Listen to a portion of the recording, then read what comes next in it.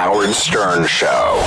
The New York Times said about you recently. Listen to this. Because when you first started coming on the show, I don't think anybody knew who you were. No, wait, but can I just really quick? Yeah. The only reason that this movie got made is because of you putting me on this show. That's so exciting to me. I told that to Howard, Judd. thank you. You're welcome. I mean, you were a great guest. I always loved having you on. And Judd heard you talking about your dad. Yeah. And his multiple sclerosis. Yeah, and he pulled over to jerk off, and he...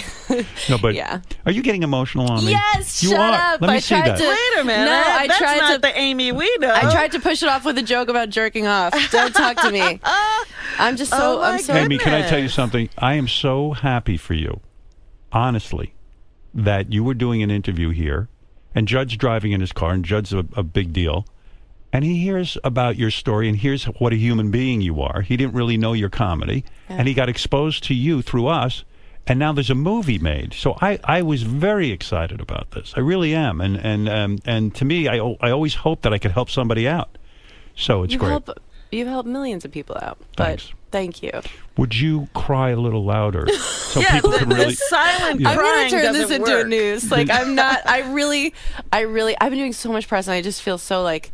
And, you know, this is the one place you can, like, be yourself and not be like... So, yeah, I feel like I'm in the danger zone to possibly shed tears today. I feel like you're getting the best press of your life. The New York Times wrote that you're on the verge of replacing Louis C.K. as the pace setter in stand-up. Now, whether that's true or not... Now, what does that mean? But in other words, that puts you in a category where people are really... watching you. Well, they're watching you and they're also putting you on a pedestal. And in a way, I guess my point is that a good thing or is it a bad thing? Does it put too much pressure on you? It's like, it's a really big compliment. To read that, you're like, oh my God. So do you read all this press? Not all of it. Uh-huh. Did you read that in the New York Times? No. When the movie comes out and you want it to be a big hit, if it isn't a big financial success, are you going to be okay? Yeah. You are. It doesn't matter to me, actually. I think the security blanket of, actually, Trevor Noah, who's going to host the Daily Show, he said, the worst that they can do to us is send us back to the clubs. And I'm like, yeah, that's the worst that can happen. And you like that. And I like that. And it's just so temporary. There's this, like, you know, to stay... Everybody wants there to just be one comedian that we like at a time. It's usually one woman, one guy, but that they're, you know, who's at the helm, and it's a very strange idea. But I've just seen all my friends' careers, kind of the ebb and flow of it, and so I just know that it's not going to stay. But isn't way. there a lot riding on it? Aren't you working on a new movie? I forget with who. You're working on writing a new movie. Yeah, my sister and I just rewrote. Kate Dippold, who wrote The Heat and worked on Parks and Rec and wrote Ghostbusters. She wrote a really funny script, and we've been rewriting it. And so if Fox makes it, I'll star in it. And if Fox makes it, you know, if this movie, when is the movie opening? This weekend, right? It's July 17th. If the movie comes out big, you can make any movie you want. The doors open up. Right. And that's the pressure of the movie business, which is unfortunate because it kind of sets up your next picture, whether you get to do one or not.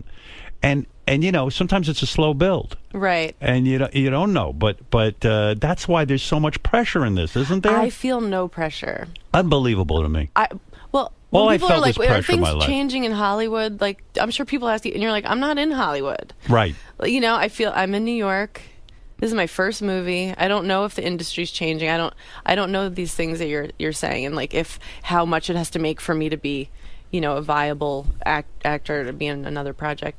But I also, you know, I feel like we all just treat the movie business, like making movies is the ultimate, like, right. And people are like, oh, aren't you so glad you don't have to do your like dirty, disgusting stand-up and television anymore? And I'm like, I love my TV show and I love doing stand-up, and I had the best time of my life making this movie, but it was also a very like specific experience, and so I don't feel like, oh cool, now I'm on this phase and I want to do movies forever. Like, there's a lot of it that's not that fun. You didn't fall in love with the process? I found when I did a movie that it was intoxicating. Like Yeah. it was so seductive. I loved the acting. Yeah. I loved working on a big long form piece and all of that kind of thing. Yeah. It was exciting for me. Right. Even though all the time in the trailer and sitting and waiting and all that crap. Right. When you actually get on camera and you get to act in a movie that you've written. Yeah. I think it's one of the greatest highs on the planet.